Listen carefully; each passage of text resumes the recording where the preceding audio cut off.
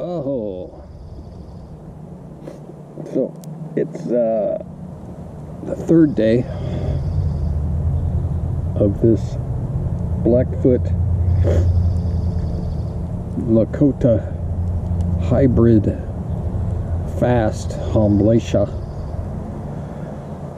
It's a little bit of each. It's legit because I've gotten the approval of my Sundance chief, Lakota Sundance chief, and also gotten the approval of my local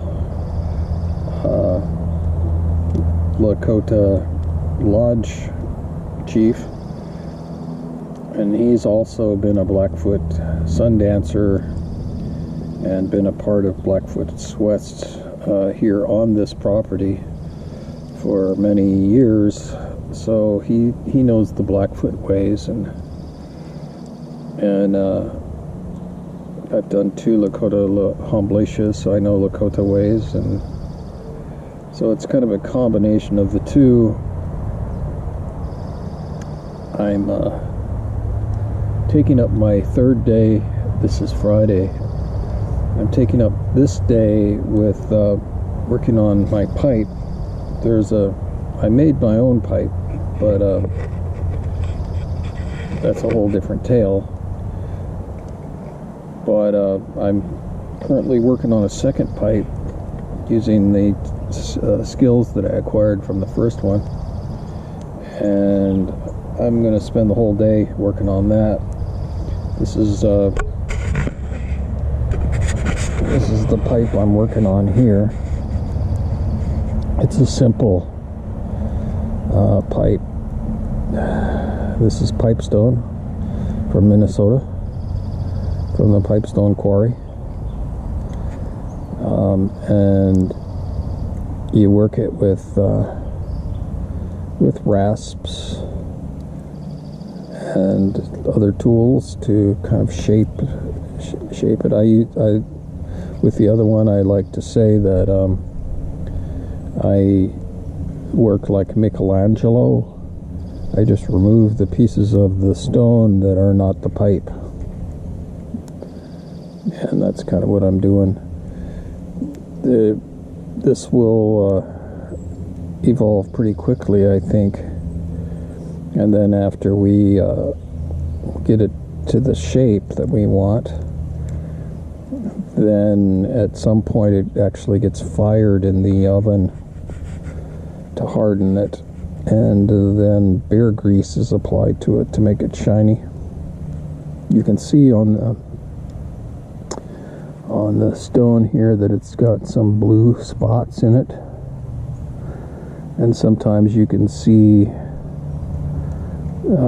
stars are revealed, and sometimes galaxies even. Might be a star on the bottom there, but we'll see. It depends on what comes out. As I get lower here, I'm like on my 3rd day now, so I'm a little weak because from not eating, but not too bad. And I have gotten some black medicine so far this morning. There's another block of pipestone that I'm going to be working on. That's more of a T-style, Lakota style pipe, and a couple other pieces. These are all the tools in there, along with the wax and sandpaper and stuff. So this is what I'm working on now. As I work on the dust will fall into the bottom of this container here, so I can capture it. I'm getting pipestone dust all over the camera here. Pipestone dust is not a bad thing. If you need to capture the pipestone dust that comes off the pipe, because that's a powerful thing. It can be used for paint. You can mix it with bear fat and use it on face paint. You can use it to purify objects like when you're doing a vision quest, you have choke cherry sticks that your prayer ties are tied up to, and all those sticks can be rubbed with pipestone dust and mold dirt too before you go out. So I collect all my pipestone dust as much as I can, and I don't worry about getting pipestone dust all over me, because that's not a bad thing. That's a sacred thing. So here I am. I'm in the middle of a vision quest of sorts, and I'm working on a sacred pipe, and I've got sacred pipestone all over me. It's not a bad thing.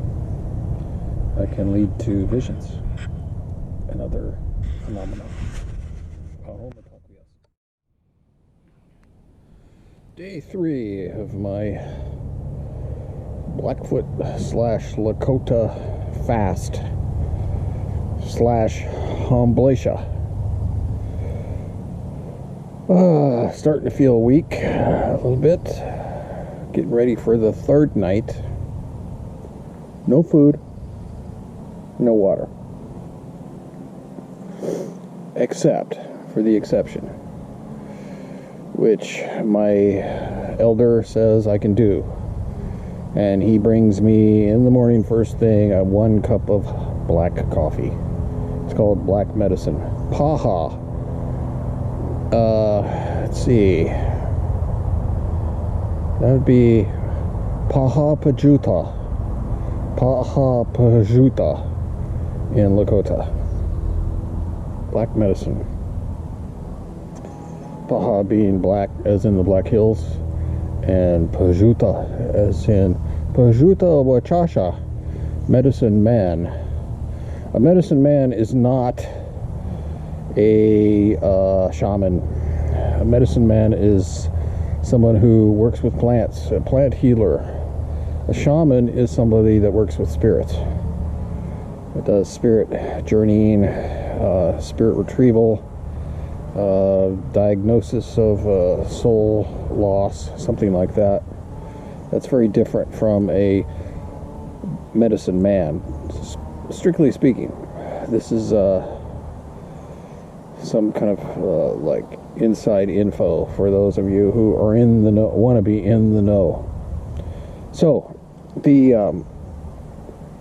I'm sure there are exceptions. You know, there are shamans who are Pajuta Wachashas, who are medicine men. There are shamans who are medicine men. But my understanding is that in these contexts, Pajuta means plant medicine, not spirit medicine. So, I mean, prove me wrong. Send me a message and criticize what I'm saying. And we'll talk about it, and if I'm wrong, I'll fess up. But that's my understanding at this time. So,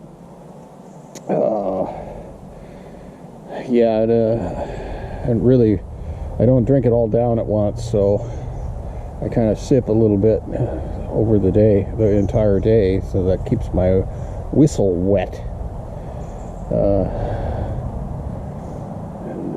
Growing up, there was a phrase, wet your whistle. You want me to wet your whistle? That's not obscene. It means defray your thirst with a soft drink or something. So, day 3. Yeah, I'm getting a little spacey. I'm on my feet, you see, even though I have had no food, and I did reach a point where I had to like listen to my body and go take a nap, and I just finished doing that. And I'm sleeping inside the lodge today, and it's a good thing to be sleeping next to the Tankashalas, and I thank them each time I go in. Thank you for letting me share this space with you. Tonkashalas, or the Tonkas, they're called.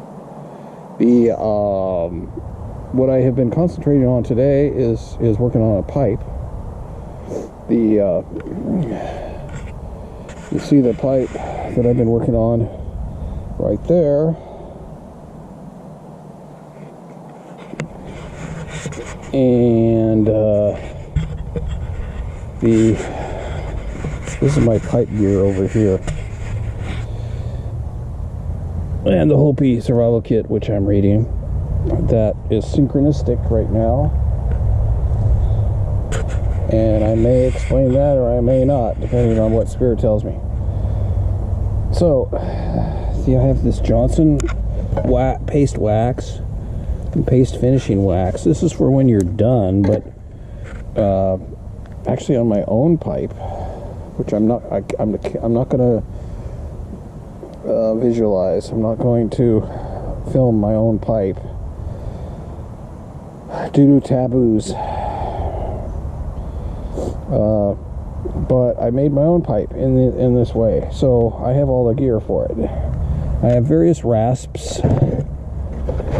This is a good rasp. This is probably one of the best ones there. This is the other good one. I have small ones, but don't really use those very much. This is a pipe stem. This came from my teacher's Sundance tree. It's cottonwood, and I may or may not use it on this pipe. This is a block of pipestone. Came from Pipestone, Minnesota. Here's what it looks like raw. A block of pipestone. I may do something with that, or I may not. There are fetishes that some people make out of pipestone, not just pipe bowls. And this could be cut up and made into smaller fetishes, which you then carve. And a block of pipestone is cut out in the rough shape of the pipe that you're going to make, like this one. This is a classic Lakota T-shaped pipe bowl, and it's been roughly cut out and then drilled already. This is the bowl up here, and this is where the stem goes in here. And then you just carve away what is not the pipe bowl, like Michelangelo. Michelangelo once said that when asked how he does his sculpting, said, well, I just remove what isn't the sculpture. So that's what I do with the pipe. I'm just going to remove what is not the pipe bowl. You see, this one would have a point on the end, and that point goes into the ground when the pipe is on a pipe rack or on the altar. That's classic Lakota style. This one's going to take a lot of work. And then various sandpapers are in here. This is a sandpaper that I use. And there's more pipestone in there. So that's my pipestone gear right there, pipe making gear. Over here is the pipe I've been working on today, to the point where I got a cramp in my arm, which may be from the lack of electrolytes or lack of food, any food at all. But this is a cottonwood pipe stem too that I have shaped into a general shape. It's not anywhere near where it would be finalized, but this pipe bowl has been roughed out. I think I'm calling this the Boot Hill pipe bowl because it's got a boot heel on the back of it, so that you could lay the pipe down and it'll just sit, right? That's the idea, I guess. It's been drilled out. It was cut out really roughly, and then it was drilled out, both in the bowl and in the pipe stem connection, and then you just roughly start using rasps to remove the material that's not the pipe bowl, like Michelangelo says. And as you get it, and the process of making a pipe is like preparing chanchasa, or red willow, the inner bark of the red willow, for smoking mixture. It's very time consuming, and it's very, as a result, you become very mindful while you're doing it. You can be in a sort of altered meditative state, and being on a fast like I'm on now is a good time to do something like that. It really enhances the meditative experience. Things pop up in your mind as you're working. Things are flowing through your mind. You're trying to stop the mind as much as possible, and the idea behind that is that if you can slow down your monkey mind, eventually spirit can enter the mind and speak to you. It's really the goal. We're crying for a vision, right? I have had more than one visions, actually, or themes. One good vision, some themes so far on this day 3. I'll have to go through one more night, which is the 3rd night, and then tomorrow is Saturday. I have to go through all Saturday, and then the 4th night is Saturday night, and then when the sun comes up, then I'll sort of graduate from the situation. And I'm hoping to do a sweat on Sunday morning, because what's a fast like this without a sweat? And right now, the reason why this is not the typical kind of fast or hamblacia is because of the COVID-19 virus situation, which is preventing us from doing a normal sweat lodge. Normally, I would be doing a sweat every night of this fast, and we're not doing that. And hopefully I can do one at the very end. It depends on if people feel brave enough to confront each other in the lodge and have faith that their brothers and maybe sisters would be safe from the virus and wouldn't pass it on in the lodge. I'm thinking the way to do that would be to keep a mask on right up to the point where the door closes and the steam starts to rise inside the lodge.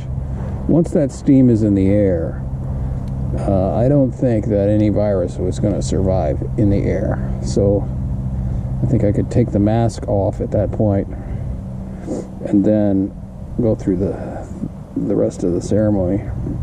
And part of the ceremony would be breathing in the air, the steam. And I know there's a certain amount of risk, but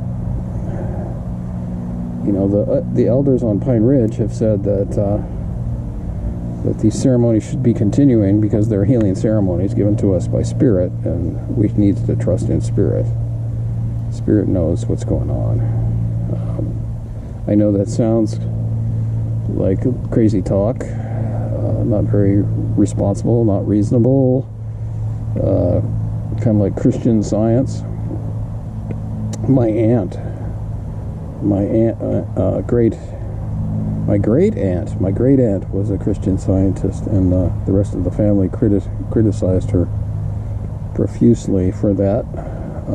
I remember that growing up, but now I'm pretty sympathetic with her plight and with the way she thought about things, much more For example, she had a cataract in her eye, and the rest of the family would get a cataract, and then they'd have surgery and have the cataract removed, but she wouldn't remove the cataract because it was against the tenets of Christian Science, and that's why they were criticizing her. Well, one thing they criticized her about, I mean, it got worse later when she got really sicker as she got older. But, so, you see the pipestone dust in the bottom here I'm catching. As you're working on this and you're sanding it away, the pipestone dust, you should capture the pipestone dust in the bottom of the pan like this. Because pipestone dust itself is very powerful stuff. It's cleansing, purifying, consecrating. It can be used to paint your face with. You mix that with bear fat, and you've got paint, face paint. If you're consecrating an object, for example, your chokecherry sticks, when you're going on your oblation, you can rub them down with pipestone dust before you go up on the hill, and also with mold dirt, and it will consecrate it. So pipestone dust is something to hold on to and not just to let go. You can see my hands are covered in it, and my pants too, and so that's what I've been working on, the pipe. And that's a good thing to work on in a situation like this. I've talked about preparing chanchasa, and I've talked about other things, and I thought it's a good time to talk about the pipe. This is not giving away stuff.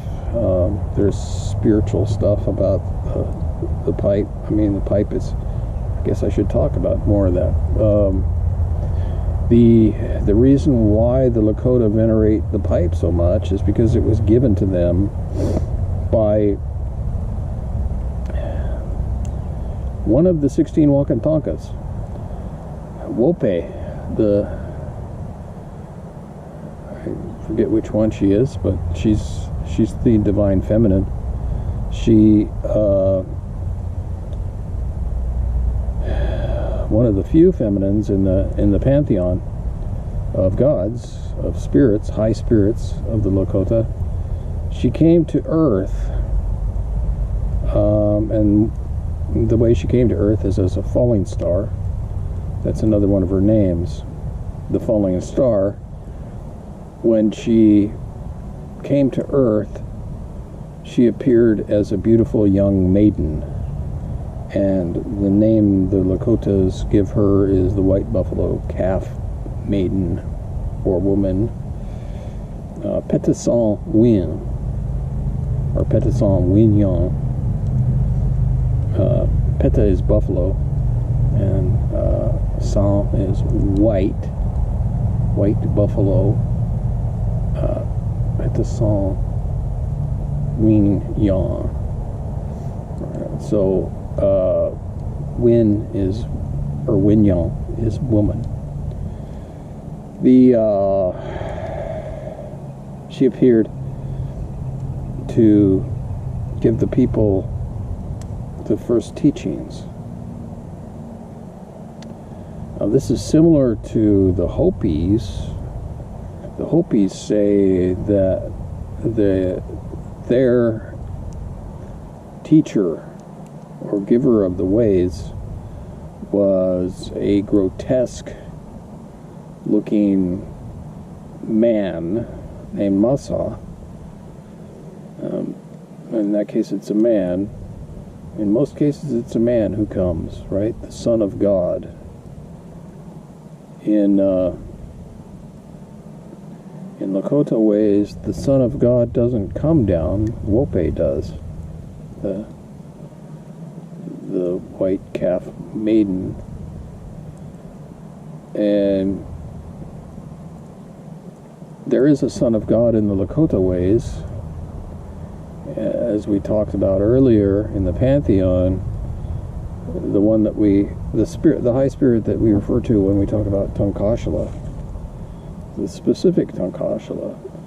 We can talk in general about them as the Tankashalas because they're the grandfathers, the venerated elders, right? And the only exception to the male ones is Wope, but she's included in that group.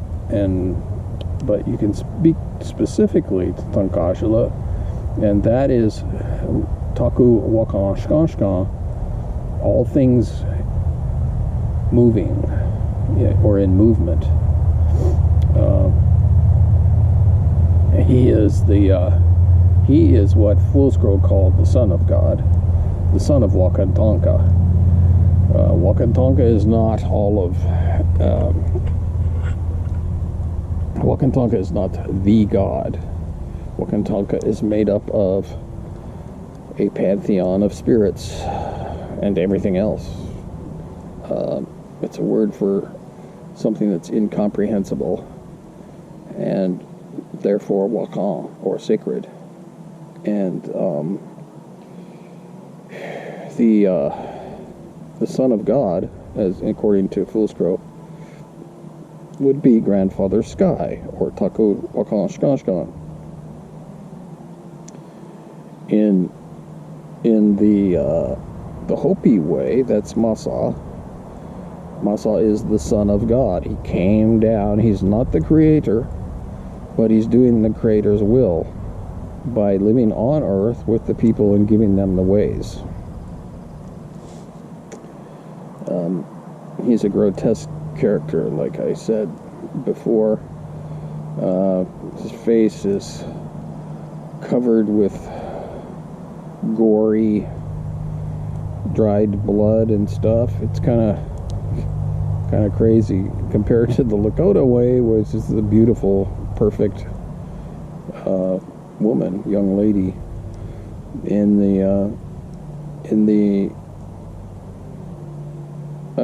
This video is getting a little long, isn't it? Yeah.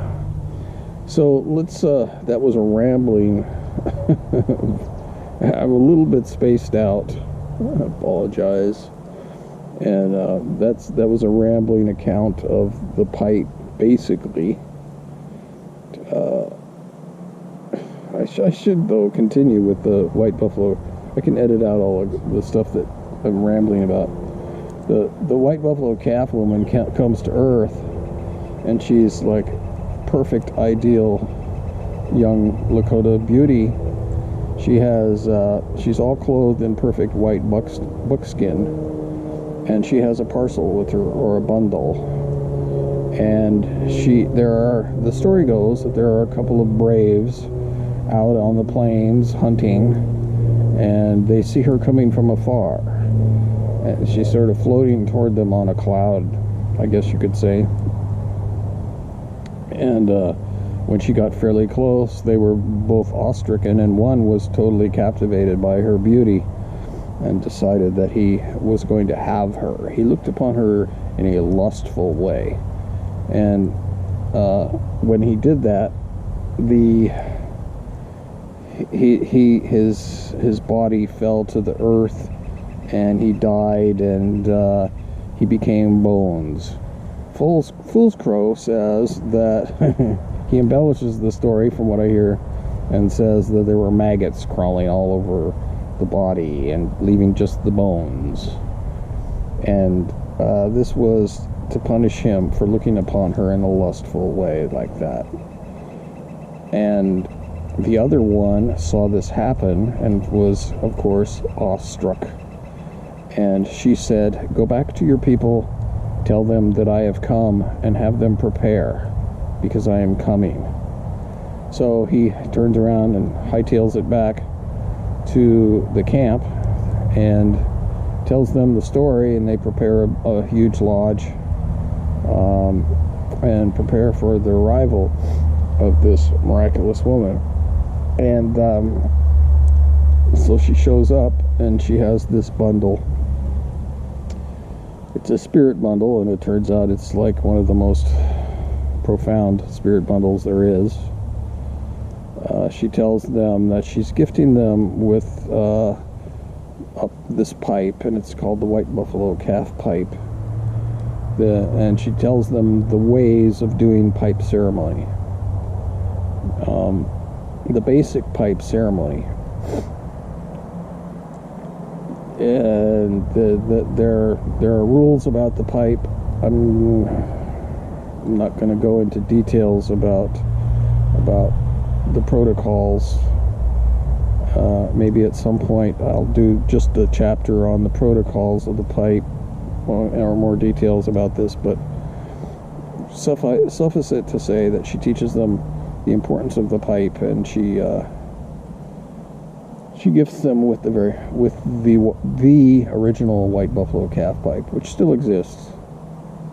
So the lore goes, and the current keeper of the pipe is Arvel Looking Horse. He's now called Chief Arvel Looking Horse, and he's the 19th generation keeper of the pipe. There have been 19 generations according to the lore, and it's passed down to him. There is some discussion about that, where, you know, maybe that's not the real one, that there may be another pipe out there that is the real one. At least 2 people make that claim, that they have the real one. That's interesting lore. And then there's also the claim that there's a female pipe out there, in addition, and that the original story doesn't tell the story that there were 2 originals. I know a woman myself who claimed to have a 17th generation female pipe. She's now passed away. I should do something about, do a chapter about her and that experience.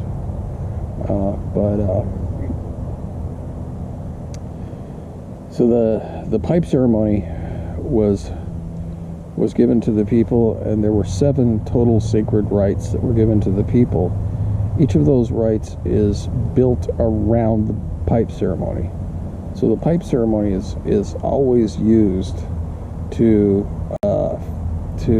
be a foundation upon which the rest of the ritual is built.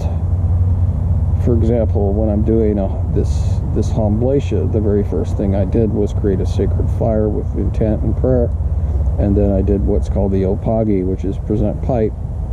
I loaded my own pipe, called in the spirits, and by loading the pipe means put the chanchasa, or the smoking mixture, in the pipe in the ritual way, and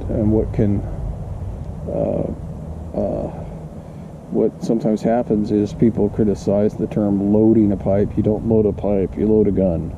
And this is like the opposite of the gun, you know. It's an object of peace and prayer and forgiveness. The exact opposite of the gun and violence, right? So some people have an aversion to using the term load pipe, but it's commonly used. And so I use it, and